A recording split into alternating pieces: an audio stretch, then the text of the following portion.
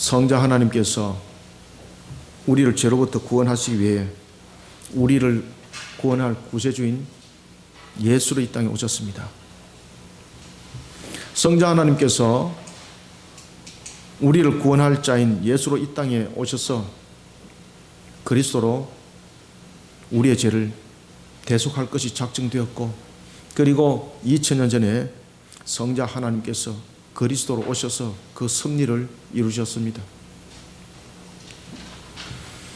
저주의 형태였던 십자가, 그 십자가에서 우리의 죄를 대속하셨습니다. 그리고 저주의 십자가를 생명의 십자가로 바꾸셨습니다. 우리의 죄를 대속하기 위해 십자가에 달리신 것은 단순한 죽음만이 아니었습니다. 인간의 죄는 죽음과 함께 무한하신 하나님의 진노하심의 값이 있었습니다. 십자가의 죽음은 예수님이 고통을 수반했던 것은 이런 하나님의 무한하신 진노의 값을 함께 담아내는 것이었습니다. 그리고 예수님께서는 그 마지막을 이루실 때 요한복음 19장 30절에서 신포도주를 마시시고 다 이뤘다라고 말씀하시면서 숨을 거두십니다. 예수님께서 십자가에서 죽으심에 관해서 부활절만 되면은 어김없이 등장하는 것이 있는데, 그것은 예수의 사망을 밝히는 의학적 진단입니다. 우리는 이 부분에 대해서 굉장히 조심스럽게 접근하셔야 됩니다. 분명히 예수님은 사람의 몸으로 계셨지만은 그분은 신성이 인성을 취한 위격적 연합 속에서 성육신이었습니다. 한인격을 이루실 때에 그 한인격은 두 본성 속에 계셨는데, 신성의 본성과 인성의 본성은 변화되지 않고 환합되지 않고 제3의 성으로 바뀐 사실이 없습니다. 그러면 십자가에 달리셨던 그분은 하나님이시면서 사람이신 그분이었습니다. 여전히 십자가에 달리셨던 그때 신성은 인성이 완전한 대속을 이루는 측면에서 도와주는 역할을 하게 되는 겁니다. 신성은 고통을 겪을 수가 없습니다. 그런데 그 고통을 인격이라는 두 본성이 그 교통을 통해서 알게 되는 거죠. 예수님께서 십자가에 달리셔서 6시간 만에 돌아가신 것은 어떤 육신적인 한계적 측면에서 나타난 것이 아닙니다. 요한복음 19장 30절에서 이미 답을 잘 주고 있습니다. 모든 것을 다 이뤘기 때문에 더 이상 십자가에 달릴 이유가 없기 때문에 돌아가셨습니다. 따라서 우리는 예수님의 십자가 사건을 보면서 우리의 죄를 대속한 예수님의 몸을 기억하면서 반드시 잊지 말아야 될 것은 예수님은 십자가에 달리신 그분은 하나님이셨다는 사실입니다. 예수님께서 십자가에서 죽으신 것은 인간의 육신의 연약함으로 죽은 것이 아닙니다. 우리의 죄를 대속함이 다 이루어졌기 때문입니다. 만약에 우리의 대속을 다 이룸이 부족했다면 2000년 동안 달리 있어야 되는 거예요. 무한하신 그분이 무한하심을 다 담아냅니다. 그러면서 다 이뤘다고 말씀하시는 겁니다. 그런 예수님이 무덤가에 장사됩니다. 3일간 무덤가에 머뭅니다. 그것은 저주의 마지막 값까지 다 토해내는 겁니다. 예수님께서 무덤가에 계속 머무른 것이 아니라 3일 만에 부활하셨습니다. 만약에 예수님께서 부활하지 않았다면 여전히 저주 상태에 우리는 놓여있고 우리는 구원의 완성은 이루지 못한 것입니다. 왜냐하면 예수님께서 십자가에서 죽으셨는데 부활이 없다. 부활이 만약에 없었다면 사망의 저주를 끊지 못한 상태가 되는 겁니다. 그러니 여전히 저주 상태에 놓여 있는 겁니다. 오늘은 우리가 부활주일로 지키는 절기입니다. 기독교에 있어서 부활절은 너무나도 중요한 것입니다. 3일 만에 무덤가에서 살아나질 않았다면 우리에게는 구원의 완성은 없습니다. 우리에게는 구원이 없습니다. 미진한 상태에 여전히 놓여있을 뿐입니다. 사랑하는 성도 여러분, 예수님의 부활은 죄악 가운데 놓여진 우리로 하여금 예수 그리스도를 구세주로 믿는 믿음이 어떤 역사를 일으키는지 답을 주고 있습니다. 예수님의 부활은 저주의 흑암을 빛으로 밝힌 사건입니다. 이 사건을 통해 하나님께서는 우리에게 은혜의 새 아침을 예배한 것입니다. 오늘 마가가 굉장히 특이한 단어를 하나를 씁니다. 그것은 바로 해돋을 때라는 것입니다. 예수님의 부활은 이와 같이 단순하게 이루어진 것이 아니라 하나님의 은혜의 새 아침이 예비됨이 그 속에 담겨져 있었던 것입니다. 우리는 부활을 통해서 우리를 향한, 그리고 우리를 향해 어떻게 은혜의 새 아침이 예비되고 있는지, 그리고 또한 우리는 이런 가운데서 우리의 모습들은 어떻게 우리를 비춰내야 되는지, 이것을 세 가지로 보도록 하겠습니다. 먼저 우리가 1절을 한번 읽읍시다. 시작. 안식일이 지남에 막달라 마리아와 야고보의 어머니 마리아와 또 살로메가 가서 예수께 바르기 위하여 향품을 사다 두었다가. 아멘. 그리고 안식 후 지난 첫날입니다. 지금으로 말하면 주일입니다. 그 당시에는 안식일이라는 것은 지금의 주일 개념과는 달랐습니다. 우리의 주일이라는 것은 부활로 인하여서 모든 것은 새로움의 출발이 되기 때문에 우리는 주일이라고 말하는 겁니다. 그리고 이것을 우리는 안식으로 통합을 하는 겁니다. 그렇지만 예수님의 십자가 부활이 있기 전까지는 이 안식일이 율법에 의해서 토요일날 지켰었던 겁니다. 그래서 여기서 말하는 안식일이 지나매라는 것은 바로 율법으로 지켜졌던 그 토요일이 지나고 이제 지금의 주일이 됐다 이 말입니다. 우리는 오늘 먼저 1절부터 4절 통해서 주목을 해야 될 것이 있습니다. 그것은 뭔가 하면은 바로 해돋을 때라는 것입니다. 해돋을 때라는 것은 무엇을 말하고 있습니까? 아침을 말하고 있는 거죠. 그런데 이 해돋는 이 해는 마가가 기록하는 이 부분들은 우리에게 굉장한 의미적 측면에서 접근을 하고 있습니다. 일반적으로 떴던 그런 해외, 우리에게 하나님의 주권에 의해서 떠오른 그런 해, 이런 개념을 넘어서서 우리에게 굉장히 중요한 메시지를 던져주고 있습니다. 그것은 바로 뭔가 하면 은혜의 새 아침이라는 것을 이 메시지 속에서 던져주고 있는 겁니다. 따라서 우리는 먼저 첫 번째 1절부터 4절을 통해서 죽음의 저주와 그리고 죄악의 돌문이 갇혀 흑암의 세월을 살아가고 있는 세상을 밝히기 위해 하나님께서는 친히 죽음의 그 돌문을 여시고 은혜의 새 아침을 예비하셨다라는 사실을 우리는 기억하셔야 됩니다. 안식일이 지나매 예수께서 십자가에서 죽으신 최후의 순간을 끝까지 지켰던 세 여인, 예수님을 장사하기 위해 안식일이 지난 후에 무덤가를 찾습니다. 마가는 여기에 대해서 예수님을 배반했던 제자들과는 달리 예수님을 끝까지 따랐던 세 여인을 지금 조명하고 있습니다. 그리고 두 가지 점을 강조합니다. 첫 번째는 뭔가 하면은 조금 전에도 여러분들에게 말씀드렸던 것처럼 해돋을 때입니다. 그리고 두 번째는 어떤 강조점인가 하면은 돌이 굴려져 있는데라는 것을 마가는 지금 포인트로 지금 강조를 하고 있습니다. 그런데 이 두 포인트가 굉장히 중요한 내용들을 담고 있습니다. 첫 번째 해돋을 때입니다. 해돋을 때는 이 세 여인이 무덤가를 찾던 시간을 단순히 표현하는 것을 넘어서는 겁니다. 이것은 예수님의 죽으심과 그 결과가 무엇을 말하는지를 나타내는 장면입니다. 해돋을 때는 바로 인간의 죄로 인해 저주 가운데 놓여진 세상을 건져내신 예수님의 대속의 값이 이룬 결론을 지금 말하고 있는 겁니다. 그래서 해돋을 때라는 것입니다. 그러면 해돋을 때와 상관되는 것이 무엇입니까? 상반되는 것이 무엇입니까? 대조되는 것이 무엇입니까? 바로 어둠의 세력입니다.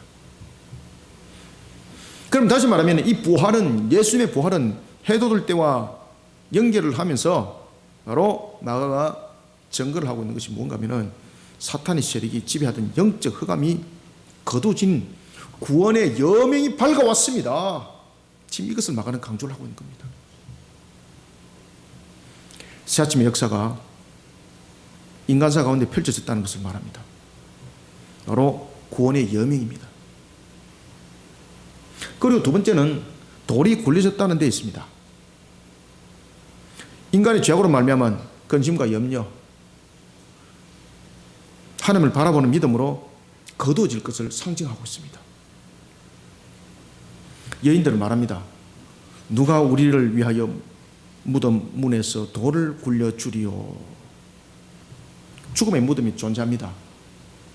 그리고 무덤을 막고 있는 돌이 존재합니다.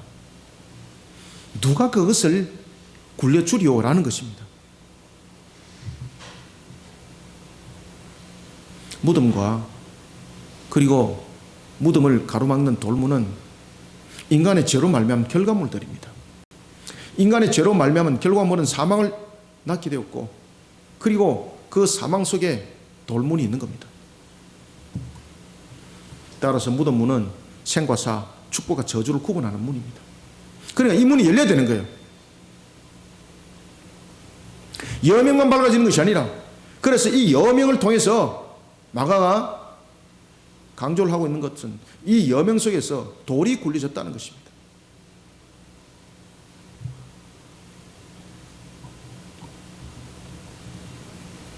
무덤문이 만약에 닫혀 있다면 여러분 어떤 일들이 일어날까요? 예수님께서 부활하셨습니다. 무덤문이 닫혀가 있습니다. 그러면은 살아난 것이 무슨 의미가 있습니까? 아무런 의미를 가지지 못합니다. 저주의 장소에서 벗어나지 못하고 있는 저주 상태에는 놓이지 아니할지라도 저주의 그 장소로부터 벗어나지 못하고 있는 겁니다. 무덤 문이 열려야 됩니다. 그래서 여인들이 이렇게 말하는 겁니다. 마가 그걸 딱 적는 겁니다. 누가 우리를 위하여 무덤 문을 돌을 굴려줄꼬. 알겠습니까? 우리가 부활을 하더라도 하나님께서 그 돌문을 열어주지 않으면 우리는 부활하더라도 의미가 없습니다. 그러면서 이 여인들이 근심하고 염려를 합니다. 우리가 부활을 했습니다. 부활을 하면서도 여전히 우리가 돌문이 닫혀있는 저주 상태에서 살아간다면 그 부활은 무슨 의미가 있습니까? 아무런 의미가 없는 것.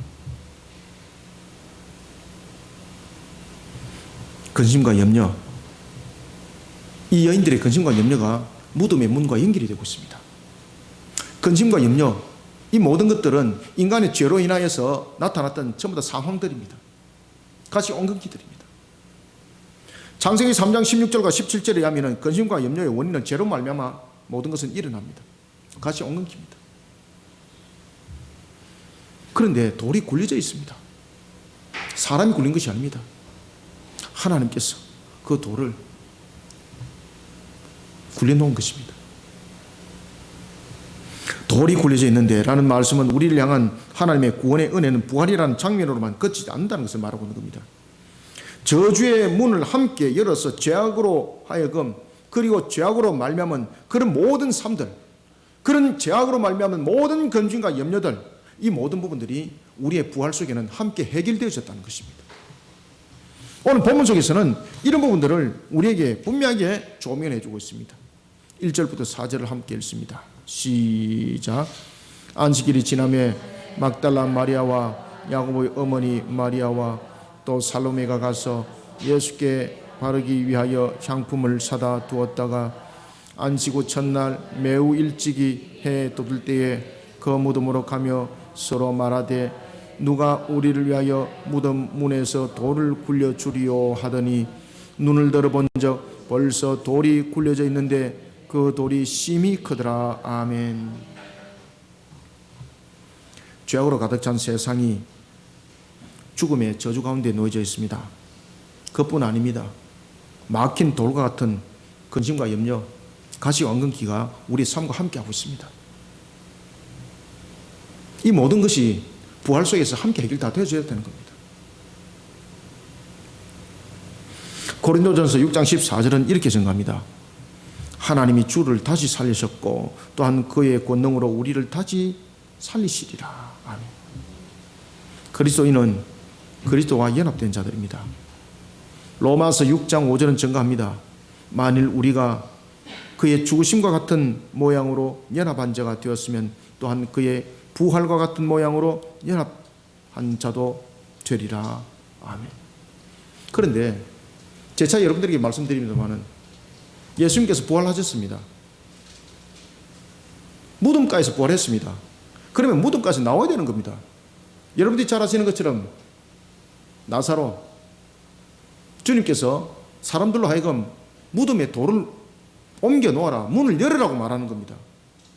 그리고 나사로로 하여금 나오라고 말하는 겁니다. 무덤가에서 나왔습니다. 무덤가에서 나오기 위해서는 그 돌문이 필히 열려야 되는 겁니다. 나사로가 여러분들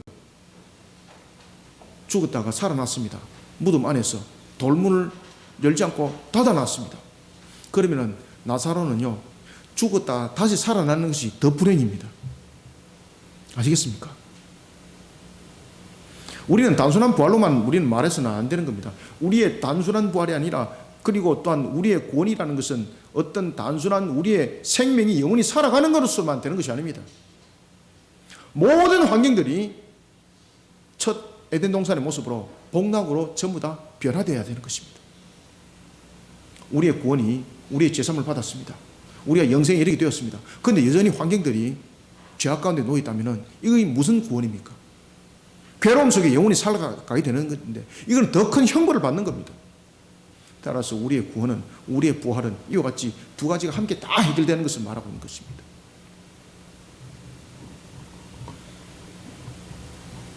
맡겼던 큰 돌이 굴러졌습니다. 이 모든 것이 무엇으로 말미암은 것입니까? 바로 하나님의 은혜인 것입니다. 세상은 저주와 죄악 속에 살아가고 있습니다. 그들의 살아감은 죽음을 향해 살아가는 것입니다. 우리가 살아가는 것과 그리고 세상의 모습 속에 살아가는 것은 완전히 다릅니다. 우리도 살아가면서 죽음을 향해서 살아가지만은, 그렇지만 우리의 죽음은 죽음으로 끝나는 것이 아니라 오늘 본문에 나타나고 있는 것처럼 부활과 함께 세상의 저주가 거둬지는, 무덤가에 돌이 거쳐지는 장면들이 우리 속에는 나타나는 것입니다. 그러니 우리는 새로움의 부활은 영원한 복락이 우리에게 함께 있는 것이지만은 세상의 불신자들은 그런 모습이 아닌 것입니다. 오늘도 세상의 근심과 염려, 우리가 그런 짐을 지고 살아가는 우리의 모습들이 돼서는 아니 되는 것입니다. 하나님께서 죽음의 저주로부터 우리를 건져내 주셨습니다. 우리는 세상을 향해 이런 부활의 증인이 되어야 됩니다. 우리는 그저 단순한 부활의 증인이 아닙니다. 우리는 단순한 부활로서만 끝나는 것이 아니라 세상 속에서 우리를 옹이 메고 있는 가시와 엉극이까지 하나님은 다 해결하셨다는 것입니다. 그 완전함이, 그 완성이 우리에게는 새하늘과 새 땅 속에서 완전하게 펼쳐지니 우리가 이 땅을 살아갈 때는 소망을 가지고, 희망을 가지고, 하늘의 산 소망을 가지고 믿음 속에서 힘있게 살아가는 자가 되어야 된다는 것입니다. 하나님께서 죽음의 저주로부터 우리를 건져내셨습니다. 우리는 세상을 향해 이런 부활의 증인이 되어야 합니다. 저주와 죄악의 돌문에 갇혀 흑암의 동굴같이 되어버린 세상을 밝기 위해 하나님께서 친히 그 돌문을 여시고 은혜의 새 아침을 예비하셨습니다. 이런 부활의 주님을 우리는 세상 가운데 증거해내는 증인이 되어야 합니다. 이런 증인들이 다 되시기를 소원합니다. 그 다음에는 두 번째 5절을 읽습니다. 시작. 무덤에 들어가서 흰옷을 입은 한 청년이 우편에 앉은 것을 보고 놀라매. 아멘. 오늘 본문에 보면은 5절과 6절에서 보면은 이 여인들이 청년을 보고 놀라는 것이 아닙니다. 예수님이 무덤가에 없는 것을 보고 놀라는 겁니다. 오늘 본문에 보면은 이 여인들이 두 가지 사실을 가지고 놀랍니다. 첫 번째는 무덤가에 돌이 굴려졌다는 사실, 그리고 그 무덤가를 지키던 성전 지기와 로마 군사가 없어졌다는 사실, 깜짝 놀라는 것이죠. 그리고 놀란 그 걸음이 무덤가로 들어갔습니다. 예수님의 시신이 없는 거예요. 우리는 오늘 두 번째로 5절부터 6절을 통해서 이 여인들의 놀라움과 그리고 또한 천사의 그 말에 의해서 우리는 중요한 포인트를 잡아야 됩니다. 그것은 바로 뭔가 하면 하나님의 절대적 주권이라는 것입니다. 이 천사가 오른편에 앉아 있습니다. 그죠? 그것은 권능과 그 주권 속에서 말하고 있는 겁니다. 따라서 우리는 5절과 6절을 통해서 두 번째는 저주의 사슬에 묶여 혼돈과 절망의 시간을 살아가고 있는 세상을 향해서 하나님께서는 절대적 주권의 사역으로 은혜의 새 아침을 예비하셨다라는 사실을 우리는 세상을 향해서 증거하는 증인이 되어야 되는 것입니다.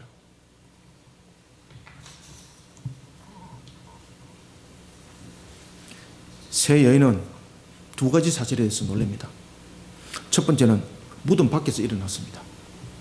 무덤의 문이 열린 것을 보고 놀랍니다. 두 번째는 무덤 안에 들어와서 놀랍니다. 예수님의 시신이 보이지 않는 겁니다. 그들이 보고 놀랐던 것은 천사를 보고 놀랐던 것이 아닙니다. 예수님의 시신이 없었기 때문에 그들이 깜짝 놀랐던 것입니다. 그때에 한 천사가 이 두 상황 속에 완전히 압도되어 있는 새 여인을 향해서, 정신을 차리지 못하고 있는 이 새 여인을 향해서 예수님의 권능으로서 대변합니다. 성경은 이렇게 우리에게 말하고 있습니다. 한 천사가, 흰 옷을 입은 한 청년은 천사를 말하고 있는 겁니다. 한 청년이 어디에 앉았더라? 우편에 앉은 것을 보고 놀랬더라. 그러면서 우편에 앉은 한 청년이 천사가 증거합니다. 우편을 말하고 있는 것은 바로 권능을 대변하고 있는 것입니다. 권위와 권능. 그는 권능과 권위로서 예수의 부활에 대해서 말합니다. 증언합니다. 놀라지 말라. 그럼 이 여인들이 지금 놀라지 말라라는 것은 자신을 보고 놀랐다는 것이 아닙니다. 무엇을 보고 놀랐다는 것입니까? 예수님의 시신이 없는 것을 보고 놀랐다는 것입니다. 오늘 본문에 보면은 혹이나 잘못 해석하게 되면은 한 청년이 우편에 앉은 것을 보고 놀란다. 그럼 그 현장을 보고 놀랐다는 것인데, 그런데 이 한 청년이라는 천사가 말하는 것은 뭔가 하면은 나를 보고 놀라지 마라, 이 말을 하고 있는 것이 아닙니다. 무엇을 말하고 있는 겁니까? 그 한 청년이 이렇게 말합니다. 놀라지 말라. 너희가 십자가에 못 박힌 예수를 찾는구나. 그죠? 그럼 무엇 때문에 놀랐다는 거죠?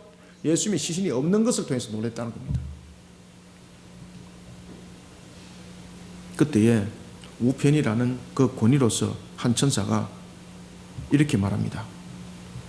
놀라지 마라. 너희가 십자가에 못 박히신 나사렛 예수를 찾는구나. 그가 어떻다? 살아나셨다. 살아나셨다. 그가 살아나셨고 여기 계시지 아니하니라. 보라, 그를 두었던 곳이 바로 이곳이다. 아멘. 여기서 중심을 두고 있는 것은 무엇이겠습니까? 놀라지 마라가 아닙니다. 놀라는 것은 상황입니다. 우리의 신앙은 상황의 신앙이 되어서는 안 됩니다. 확실한 진리와 증거에 관한 신앙이 되어야 되는 것입니다. 어떤 기적과 이적을 통해서 우리는 증거하는 신앙이 아닙니다. 우리는 사실의 복음을 전하는 그런 정인의 신앙으로 우리는 사명을 감당해야 됩니다. 오늘 본문에 보면은 이 한 천사가 강조하고 있는 것이 무엇을 강조하고 있는가 하면은 살아나셨다라는 것을 강조하고 있습니다. 그런데 이 살아나셨다라는 부분에 대해서 헬라어에 보면은 이 문법적 사용들이 있는데 능동태가 있고 수동태가 있는데 재미있는 것은요, 그가 살아나셨고라는 것에 대해서 이 한 천사에 대한 내용을 마가가 어떻게 기록을 하고 있는가 하면은 이것을 수동태 직접법을 딱 쓰고 있습니다. 그러면은 분명히 예수님이 살아났다는 거죠. 예수님이 살아난 것은 죽은 자의 능력으로 살아난 것이 아니라는 겁니다. 누군가가 그를 살렸다는 겁니다. 그런데 여기서 여러분들 기억해야 될 것은 생명의 주관자는 누구세요?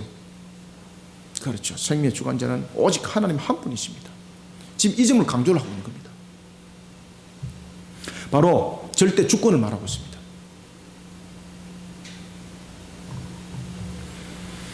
사도행전 2장 24절은 이렇게 증가합니다. 하나님께서 그를 사망의 고통에서 풀어 살리셨으니 이는 그가 사망에 매여 있을 수 없음이랴. 아멘. 예수님의 부활이 하나님의 절대적 주권 아래에서 이루어졌다는 것을 지금 천사가 강조하고 있는 겁니다. 그가 살아났다는 것은 수동태를 쓰고 있는데 이건 단순한 수동태가 아닙니다. 이것은 생명의 주관자가 하나님이라는 것을 증거하고 있고, 그리고 살아남이라는 것은 절대적 주권을 말하고 있습니다. 그러면은 이 부활을 통해서, 절대적 주권을 통해서 우리에게 다시 한 번 더 조미해주고 있는 것은 무엇인가 하면은 우리에게 새 생명이 허락되어지고 우리에게 구원의 반열 속에 세워지는 것은 하나님의 절대적 주권에 의하여서 선택되어진다는 것을 지금 강조를 하고 있는 겁니다. 5절과 6절 다시 한번 읽읍시다. 시작.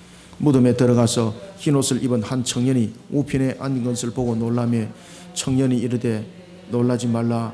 너희가 십자가에 못 박히신 나사렛 예수를 찾는구나. 그가 살아나셨고 여기 계시지 아니하니라. 보라, 그를 두었던 곳이니라. 아멘. 무엇을 지금 강조하고 있다고요? 천사가 생명의 주관자 되시는 하나님의 절대적 주권을 강조하고 있습니다. 누가 살렸다는 겁니까? 하나님이 살렸다는 겁니다. 아시겠습니까? 그러면 우리는 예수 그리스도로서, 우리는 예수 그리스도를 믿는 믿음을 가진 자로서 그리스도인이 됩니다. 우리가 그리스도인이 된 것도 하나님의 절대적 주권에 의한 선택입니다. 부활은 하나님의 절대적 결정에 의해서 이루어졌다는 것입니다. 그가 살아나셨고, 사랑하는 성도 여러분, 하나님의 절대적 주권은 십자가 사건을 중심으로 두고 갈라집니다. 마귀의 앞잡이 노릇을 하며 예수님을 십자가에 못 박았던 유대 종교 지도자들, 그런가 하면은 그들과 함께 했던 무리 유대인들, 그들은 구원의 반열에 오르지 못한다는 겁니다. 그러나 십자가를 또 중심에 두고 한편에 강도를 기억하시기 바랍니다. 하나님의 절대적 주권으로 선택받은 자, 그는 주님과 함께 낙원에 임했습니다. 하나님의 절대적 주권으로 선택받은 자는 혼돈과 절망으로부터 해방의 날을 맞이하게 됩니다. 그가 살아나셨고처럼 은혜의 새 아침을 맞이하게 됩니다. 지금의 세상은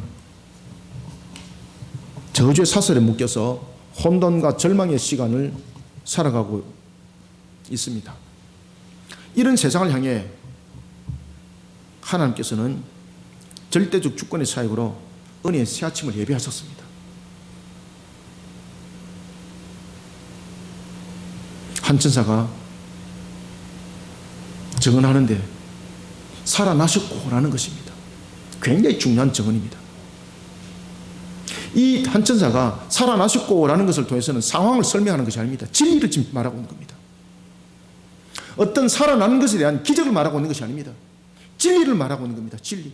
그 진리 속에는 바로 하나님의 절대적 주권적 선택이 있다는 것입니다. 살아나신 것은 어떤 그 죽은 시체로 인한 능력으로 살아나는 것이 아니라 환경들 요소로 인하여서 살아난 것이 아니라는 겁니다. 하나님의 절대적 주권적 선택에 의해서 살아났다는 것입니다.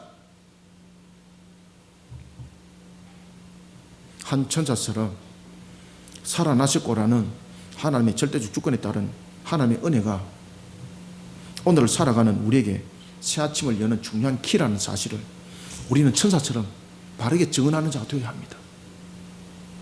우리는 상황을 설명하는 자들이 아닙니다. 우리는 진리를 증언하는 그리스도인이 되어야 되는 것입니다. 오늘 본문에도 나타나고 있는 것처럼 한 천사가 살아나셨고라는 것은 어떤 상황적 측면을 설명하는 것 같지만 가장 중요한 것은 그 속에 진리를 증거하고 있다는 것입니다.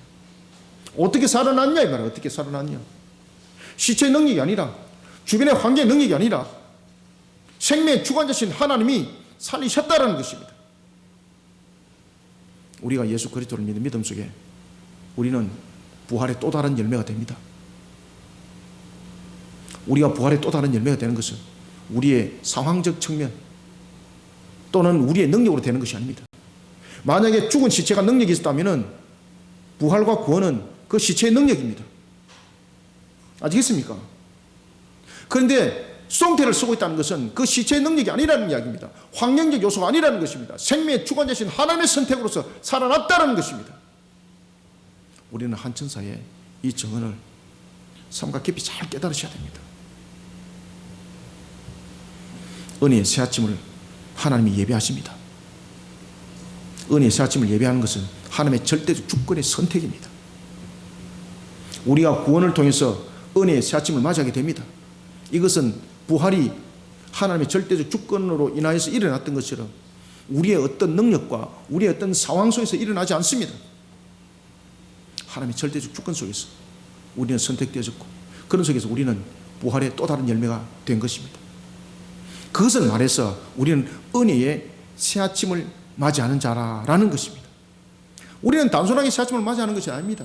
하나님의 은혜가 없이는 우리는 새 아침을 절대 맞이할 수가 없습니다. 우리는 세상을 향해서 진리를 전가할 때 우리가 부활의 또 다른 열매가 되는 것은 하나님의 절대적 주권이 우리 속에 임할 때 그것은 곧 하나님의 선택인데 그것은 하나님의 전적인 은혜로 말미암아 이루어진다는 이 사실. 우리는 이 사실 앞에 한 천사와 같은 그런 정언을, 그런 정인의 길을 걸어가는 우리 모두가 되기를 소망합니다. 그 다음에는 7절 한번 읽습니다. 7절 시작. 가서 그의 제자들과 베드로에게 이르기를 예수께서 너희보다 먼저 갈릴리로 가시나니 전에 너희에게 말씀하신 대로 너희가 거기서 배우리라 하라 하는지라. 아멘. 세 번째는 7절부터 8절 마지막으로 세상은 비통이 빠져 있습니다. 이런 비통이 빠져있는 세상에 대해 새 생명을 허락하신 하나님께서는 언약의 성취입니다. 언약의 성취를 이룰 때도 변함없으신 하나님의 뜻 가운데 모든 것이 실현되어지면서, 그리고 모든 것을 실현해내면서 은혜의 새 아침을 예배한다는 사실을 우리는 잊지 말고 또한 증거해내야 되는 것입니다. 우리에게 부활의 새 아침이 열립니다. 이것은 하나님께서 우리에게 약속하신 언약의 성취입니다. 창세기 3장 15절에서 하나님께서 우리에게 언약하신 언약의 성취입니다. 하나님께서는 언약을 하셨다면 그 모든 것은 반드시 이루어지는, 그것은 어떤 것들로도 불변할 수 없는, 불변하지 아니하시는 하나님의 그 모든 능력으로서 이루어지는 것입니다. 비통이 빠져있는 세상, 새 생명을 허락하신 하나님께서는 반드시 언약의 성취를 통해서 하나님의 뜻 가운데 모든 것을 실현해낸다는 이런 사실을 우리는 세상 가운데 증거해내야 합니다. 이런 은혜의 새 아침을 하나님이 예배하고 있다는 사실을 우리는 증거해내야 합니다. 한 천사가 여인들에게 두 번째 중요한 메시지를 전해줍니다. 예수님은 하나님의 절대적 주권에 의해 다시 살아나셨을 뿐만 아니라 너희보다 먼저 갈릴리로 가신 것을 전하고 있습니다. 그러면서 이런 메시지를 전합니다. 너희에게 말씀하신 대로다. 너희에게 말씀하신 대로다. 성경 66권이 그래서 중요한 겁니다. 우리에게 예언해 주신 이 말씀대로 반드시 역사는 일어납니다. 오늘 천사가 주는 메시지가 굉장히 중요한 메시지가 우리 속에 담겨져 있는데 이것은 단순하게 흘려가서는 안 됩니다. 오늘도 본문에 보면 너희에게 말씀하신 대로라고 말하고 있습니다. 약속의 말씀대로 우리에게 주신 이 66권대로 반드시 역사가 일어납니다. 예언의 말씀대로 성취가 됩니다. 하나님의 뜻 가운데 모든 것이 실현될 때에 하나님께서는 이미 우리의 약속의 말씀을 줬습니다.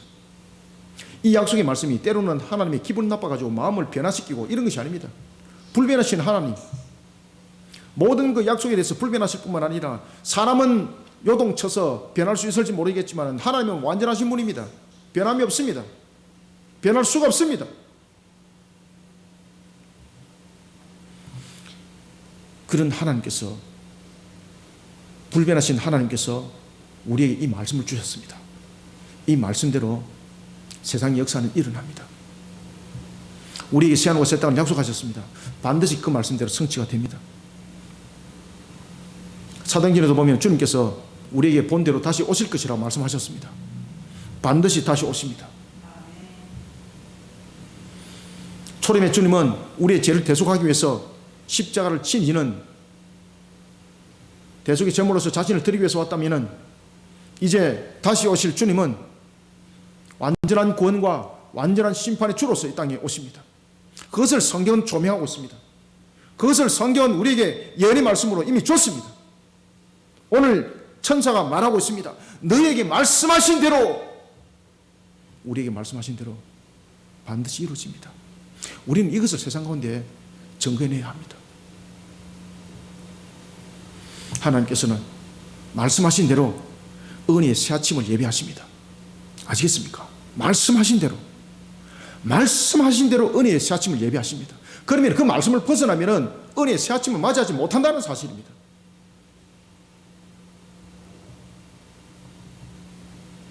너희에게 말씀하신 대로, 이것이 키포인트입니다. 예수님께서 갈릴리에 먼저 가신 것은 마태복음 26장 32절, 예수님께서 제자들에게 이미 말씀하셨습니다. 그 말씀하신 예언의 말씀대로 성취가 일어났다는 겁니다. 그러면 이 한 천사가 하는 이야기는 무엇인가 하면 앞으로 일어날 일이 돼서 성경이 주신 이 말씀대로도 반드시 그대로 일어난다는 것을 우리에게 다시 한번 더 간접적으로 설명해 주고 있는 겁니다. 말씀하신 대로. 저는 이 말씀에 대해서 확신을 가지고 있습니다. 말씀하신 대로. 이 말씀에 대해서 확신이 있기 때문에 정말 미친 듯이 저는 달려가고 있습니다. 사도 바울이 그래서 순교 당하기를 기뻐했을 것입니다. 말씀하신 대로. 이미 말씀하신 대로. 성경은 조명합니다. 그러나 내가 살아난 후에 너희보다 먼저 갈릴리로 가리라. 이 말씀대로. 그리고 또한 이사야서 9장 1절부터 2절에서 메시아에 관한 이 예언의 말씀대로 이 모든 것들은 성취됐다는 겁니다. 한 천사는 예수님께서 말씀하신 그 순간만 말하는 것이 아닙니다. 전후를 전부 다 함께 말하고 있습니다. 말씀대로라는 것은. 예수님께서 너희들에게 하셨던 그 약속의 말씀은 이미 이사야를 통해서 이미 약속했던 말씀이다. 그 말씀하신 대로 성취를 이뤘고, 그리고 너희들과 약속한 대로 갈릴리에 먼저 갔을 것이다. 그러면 이후에 나타나는 요한계시록도 마찬가지입니다. 그 말씀대로, 너희들이 줬던 그 말씀대로 반드시 역사는 일어날 것이다. 하나님의 말씀대로 은혜의 새 아침은 예비되어집니다. 그런데 그 말씀을 벗어나면 은혜의 새 아침을 맞이할 수 없습니다. 한 천사는 예수님의 부활은 예언하신 말씀의 성취며 우리를 구원하실 것에 대한 언약의 성취였다는 것을 여인들로 하여금 잊지 말고 이것을 누구에게 전하라? 제자들에게 알리라는 겁니다. 아시겠습니까?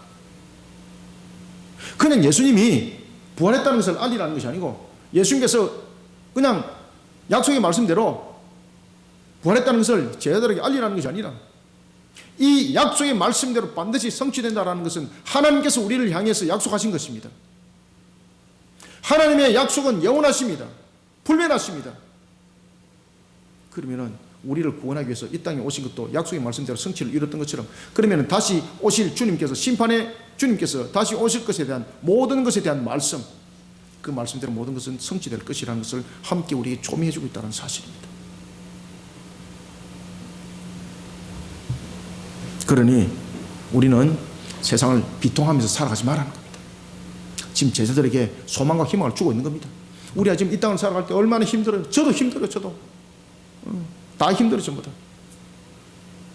정말로 주님이 바로 오셨으면 좋겠어요. 너무 고달파요. 너무 고달파요. 그런데 지치고 힘들더라도 반드시 그 말씀대로 온다. 그리고 우리에게 격려를 주는 거예요. 좀 더 힘내라, 좀 더 힘내라. 그래서 요한계시록에 보면은 5번째 인이 떼졌을 때에 순교자들이 우리의 피의 신원은 언제 갚아주실랍니까? 라고 말하니까 심판에 관해서 말하고 있거든요. 그러니까 주님께서 뭐라고 말씀하십니까? 조금만 기다리라. 너희들의 동무수가 차기까지 조금만 기다리라. 조금만 기다리시기 바랍니다. 그러면 목사님, 그 조금이 언제입니까? 2000년 전에 조금 해가지고 지금 2000년 흘러왔는데 그 조금이 도대체 얼마입니까? 주님의 시간은 무한대라 말하고 있는데 여러분들 조금만 기다리시기 바랍니다. 5번째 인이 떼지기까지 2000년의 시간이 흘렀다면요, 6번째 인은 신속히 일어납니다. 앞으로. 그리고 6번째 인이 떼지고 7번째 인 떼지면서 나팔장은요 바람처럼 지나갑니다. 그래서 1회의 대환란이라는 7년의 환란이 그 속에서 매듭을 짓는 겁니다. 아시겠습니까? 그리고 대접장은요 한순간에 끝나버린, 완전히 끝나고 아작나버린 마귀를 향한, 그 세력들을 향한 대접장.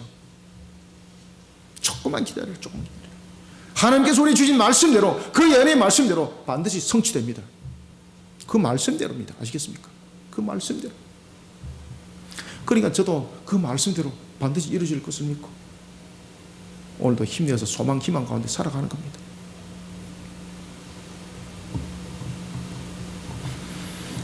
한 저자는 예수님의 부활은 예언하신 말씀의 성취며 우리를 구원할 것에 대한 예언의 성취였다는 것을 말하고 있습니다. 그것을 제자들에게 알리라는 겁니다. 그러면 제자들에게 알리는 것으로 끝나는 것이 아니라 우리는 세상을 향해서 이 사실을 알려야 되는 것입니다.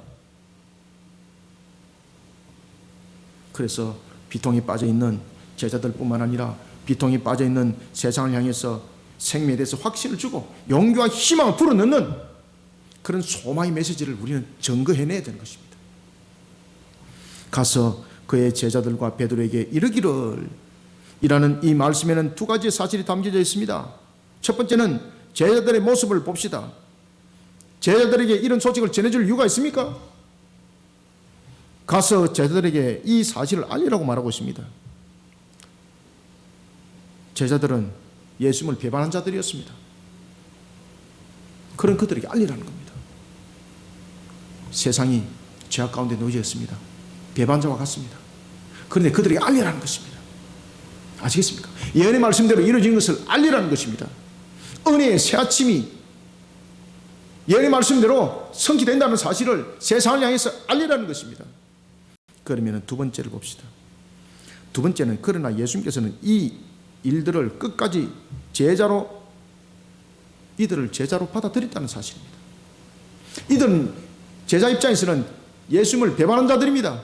그런데 예수님 입장에서는요, 배반했음에도 불구하고 나는 너희들을 끝까지 버리지 않는다는 것입니다. 아시겠습니까? 이 예언의 말씀대로 우리는 세상을 향해서 증거해내야 되는 것입니다. 그래서 5번째 인이 될 때에 주께서 너희 동무의 수가 차기까지 조금만 기다리라 라고 말씀을 했던 겁니다. 이 두 가지 사실에 대해서 공통분모가 있습니다. 그것은 언약의 성취를 이루시는 하나님의 섭리에는 변함없으신 하나님의 뜻이 함께하고 있다는 것 사실입니다.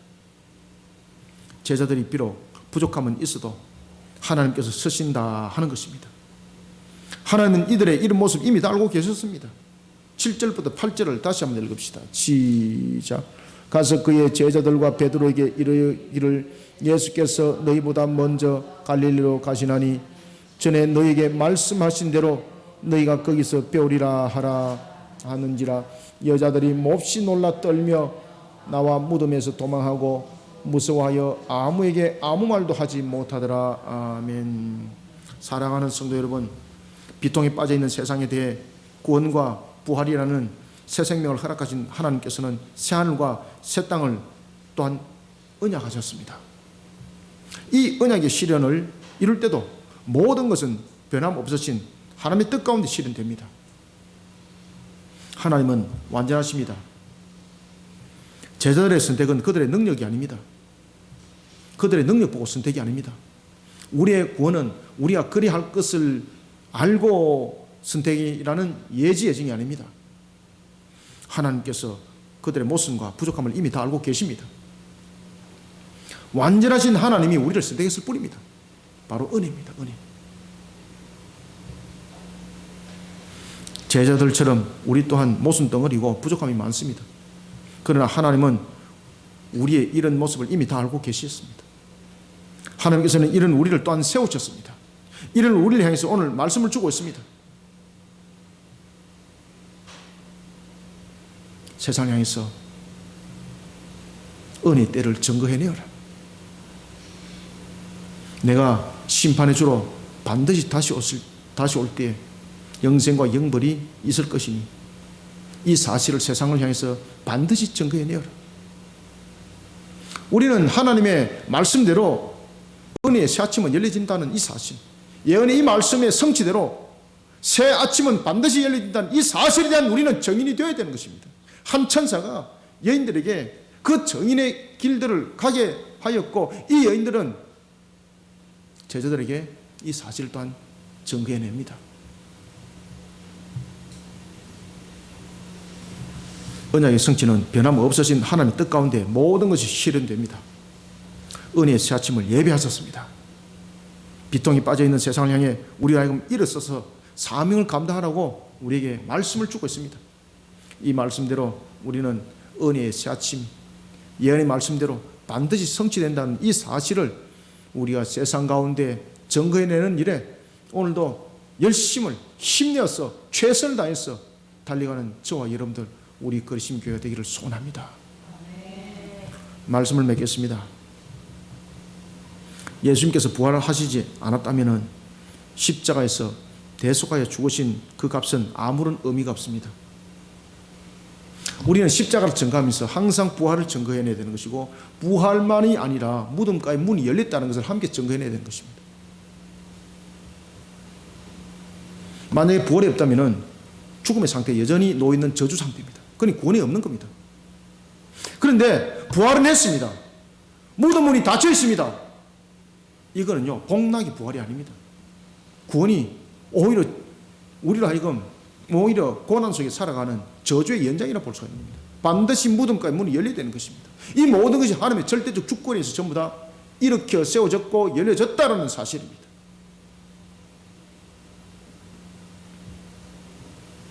무덤가의 문은 하나님께서 열어주시지 않았다면, 다시 말하면 부활은 했을 때 영광을 누리지 못한 모습이 되는 겁니다. 부활을 했을 때에 영광을 누려야 되는 것입니다. 그래서 무덤가의 문을 열은 것입니다. 만약에 무덤의 문이 열리지는 않는다면 부활은 했지만 여전히 무덤가에 갇혀있는 상태가 됩니다. 다시 말하면 부활해서 감옥에 사는 거예요, 여러분들. 무덤가의 문이 열려서 나와야 됩니다. 그래야 자유함을 얻고 영광을 얻게 되는 겁니다. 하나님께서는 이 모든 것을 언약의 성취를 통해서 이루셨습니다. 누가 이루셨나요? 하나님의 절대적 주권 속에서. 하나님께서 모든 것을 절대적 주권 속에서 하나님의 친히 모든 것을 이루셨습니다. 무덤가의 그 문을 열 때도 사람의 손을 빌리셨나요? 아니면은 무덤가에 있는 주님께서 나오셔서 열심히 땀을 흘려서 그 문을 열으셨나요? 아닙니다. 하나님께서 그 문을 열게 하셨습니다. 우리에게 새 아침이 밝혀지는 것은 모든 것이 은혜로 말미암아 이루어지는 것입니다. 그것은 하나님의 절대적 주권 속에 일어나는 은혜입니다. 사랑하는 성도 여러분, 하나님께서는 예수님의 십자가에서 죽으심과 부활을 통해 우리의 죄에 대해 대속의 완전함을 이루게 하셨습니다. 그리고 예수님께서 이루신 이 모든 것들을 우리로 하여금 예수 그리스도를 믿는 믿음으로 연합을 이루어 새 생명으로 이 모든 것들을 이루게 하셨습니다. 하나님의 절대적 주권, 은혜의 새 아침, 너무나도 중요한 것입니다. 만약에 하나님의 절대적 주권이 임하지 않았다면 우리에게는 새 아침은 없는 겁니다. 은혜의 새 아침은 없는 겁니다. 우리의 능력으로 어찌 죽은 자 가운데서 살아날 수 있고 어찌 그 무덤까지 돌을 굴릴 수가 있었겠습니까? 아무것도 할 수가 없는 겁니다. 그래서 모든 것이 죽은 자가 살아난 것도 수동태를 쓰고 있는 것이고, 그리고 그 무덤까지 돌을 굴린 것도 군사들이 또는 성전지기가 또한 무덤에서 살아난 이가 굴린 것이 아니라 하나님께서 그 돌을 굴렸다라는 것입니다.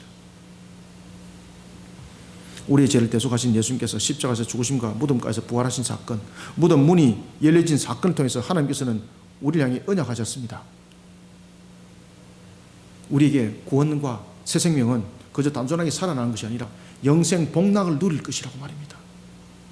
그렇게 해서 우리에게 예비된 나라가 새하늘과 새 땅이라고 예언의 말씀을 주셨습니다.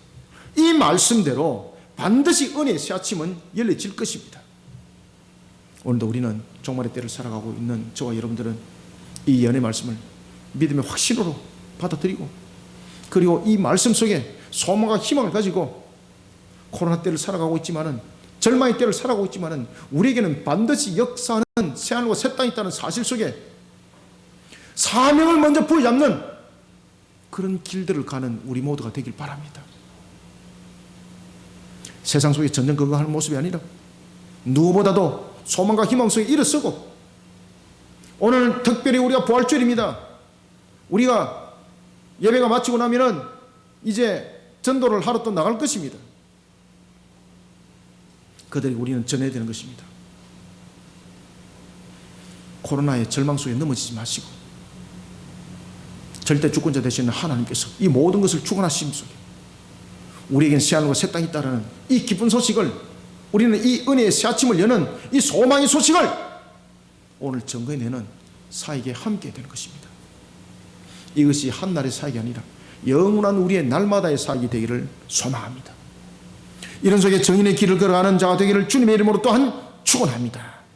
살아계셔서 역사하시는 주님, 주께서 오늘도 우리에게 베푸시는 은혜를 감사드립니다.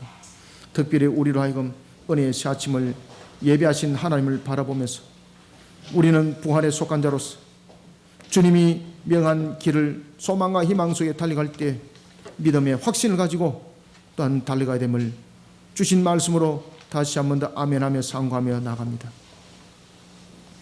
오늘도 주신 말씀으로 우리의 영역을 강건하게 하여 주시고, 세상 속에 어떤 모습으로도 넘어지는 자와 짝하지 아니하고 영으로서 일어설 뿐만 아니라 세상을 향해서 주님의 십자가를 증거해내고 진리 가운데 세상을 회복시켜 나가는 일에 하나님의 말씀의 성취자로 쓰임받기를 소망합니다. 오늘도 우리가 예배 후에 또한 현장 전도가 이루어질 터인데, 이때도 우리로 하여금 세상을 향해서 입을 열게 하여 주옵소서. 은혜의 새 아침을 예배하신 하나님을 증거내는 정인의 길을 가게 하여 주옵소서. 이 속에 우리의 능력이 어디 있겠습니까? 주께서 주시는 다만 그 권세로, 그 권능으로 오늘도 이 사명들을 능히 감당해내기를 소망합니다.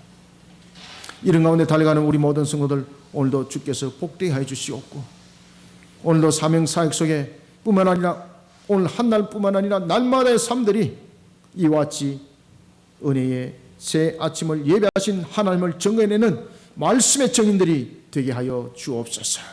말씀의 증인의 삶을 살아가게 하여 주옵소서. 예수님의 이름으로 기도드립나이다.